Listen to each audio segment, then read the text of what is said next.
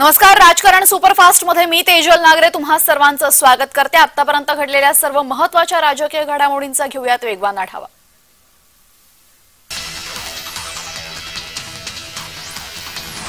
दक्षिण मुंबईतून यामिनी जाधव यांना उमेदवारी, शिवसेनेकडून यामिनी जाधव उमेदवार।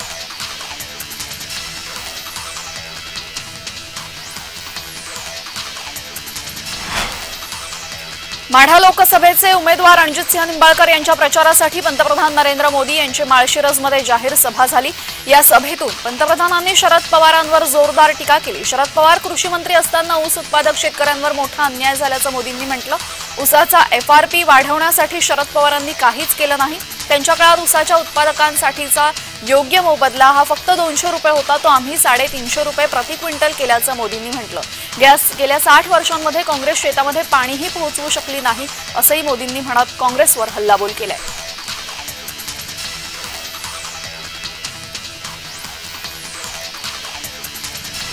कल्याण मतदारसंघामध्ये महाविकास आघाडीच्या उमेदवार वैशाली राणे दरेकर यांचा अर्ज भरण्यासाठी शिवबाठाचे नेते आदित्य ठाकरे, राष्ट्रपचे नेते जितेंद्र आव्हाड उपस्थित होते।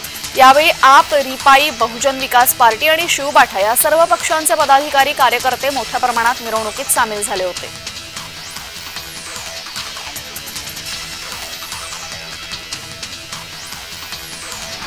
माढा लोकसभेचे उमेदवार रणजितसिंह नाईक निंबाळकर यांच्या प्रचारासाठी पंतप्रधान मोदी यांची माळशिरसमध्ये सभा झाली।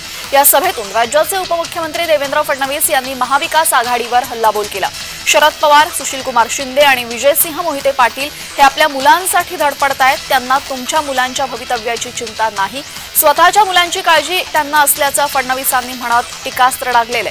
पुढील काळामध्ये माढा मतदारसंघातला 36 गावांचा पाणी प्रश्न मार्गी लावणार असून माढ्याला विरोधकांच्या दहशतीतून मुक्त करणार असल्याचंही फडणवीसांनी म्हटलंय। माढ्यातून रणजितसिंह यांचा विजय निश्चित असल्याचा विश्वास फडणवीसांनी व्यक्त केलाय।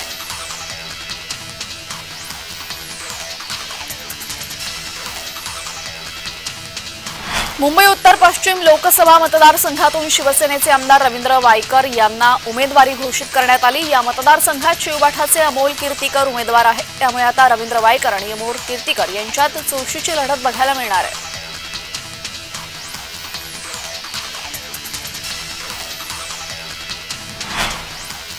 उत्तर प्रदेशचे मुख्यमंत्री योगी आदित्यनाथ यांची बुधवारी महाराष्ट्राच्या दौऱ्यावर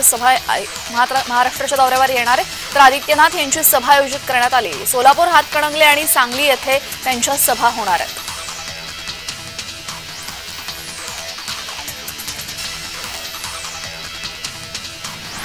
भाजपाच्या नवी दिल्ली येथील लोकसभा उमेदवार बनसुरी स्वराज यांनी मंगळवारी उमेदवारी अर्ज भरला। केंद्रीय मंत्री आणि पक्षाचे नेते हरदीप सिंह पुरी हे यावेळी उपस्थित होते।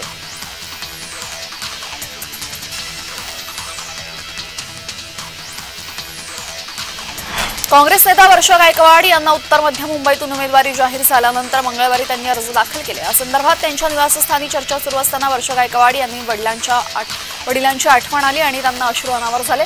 जय महाराष्ट्रच्या कॅमेरामध्ये हे दृश्य टिपलं गेलं।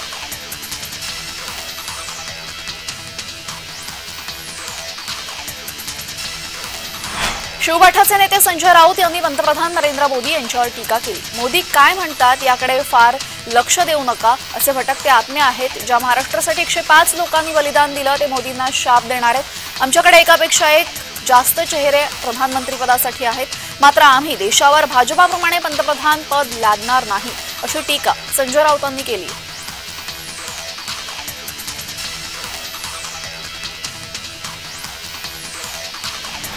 भाजपा उमेदवार भारती पवार यांनी भुजबळांची भेट घेतली आणि त्यानंतर प्रसार माध्यमांशी संवाद साधला। भुजबळ हे ज्येष्ठ नेते आणि मार्गदर्शक आहेत।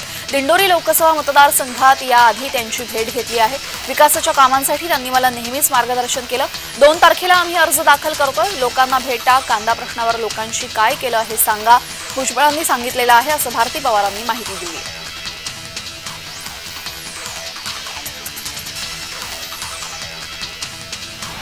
महायुतीच्या बारामतीच्या उमेदवार सुनेत्रा पवार यांनी मतदारांशी संवाद साधला। मी अनेक वर्ष मतदान मागितलेलं आहे, आता माझ्यासाठी मतं मागत नाहीये, तर तुमच्यासाठी, तुमच्या भवितव्यासाठी मतं मागते, असं सुनेत्रा पवार यांनी म्हटलेलं आहे।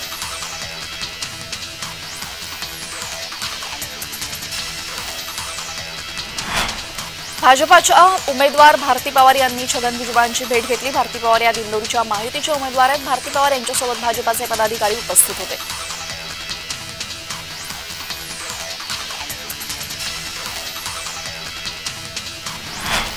काँग्रेससोबत गेलेच आहात तर आता हाताच्या पंजावर शिक्का मारणार आहात, त्यामुळे आपोआपच तुमचं दुकान बंद होईल आणि म्हणूनच एकनाथ शिंदे यांनी मूळ शिवसेना भाजपासोबत आणली।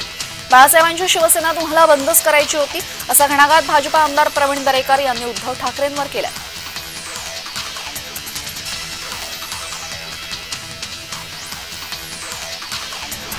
भाजपा नेत्या आणि दिंडोरी लोकसभेचे उमेदवार भारती पवार यांनी मंत्री छगन भुजबळांची भेट घेतली।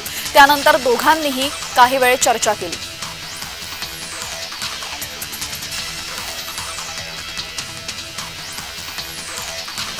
उद्धव ठाकरेंच्या 13 आमदारांपैकी 5 ते 6 आमदार तसेच 2 ते 3 खासदार शिंदेंच्या संपर्कात। नरेंद्र मोदी यांच्यावर आकसापोटी टीका केली जाते। 5 वर्षांपूर्वी हेच लोक पंतप्रधान नरेंद्र मोदी यांचे गुणगान गात होते, अशी टीका मंत्री उदय सामंत यांनी केली। तसेच नारायण राणे यांना सिंधुदुर्ग जिल्ह्याच्या तोडीचं मताधिक्य रत्नागिरी जिल्हाही देईल, असा विश्वासही उदय सामंतांनी व्यक्त केला।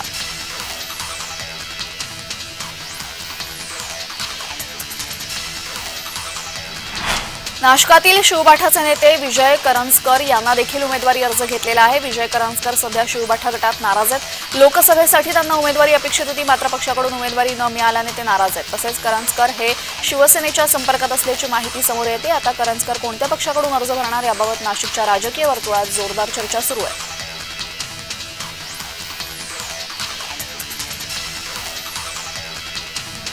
भाजपाची 400 पार ही घोषणा म्हणजे मुंगेरी लाल के साथ हसीन सपने अशीच आहे। महाविकास आघाडीला राज्यामध्ये मोठ्या प्रमाणात प्रतिसाद मिळतोय। भाजपाची महाराष्ट्रातली घोडदौड महाविकास आघाडी थांबवणार यात शंका नाही, अशी प्रतिक्रिया राष्ट्रवादी महिला प्रदेशाध्यक्ष रोहिणी खडसे यांनी दिलेली आहे।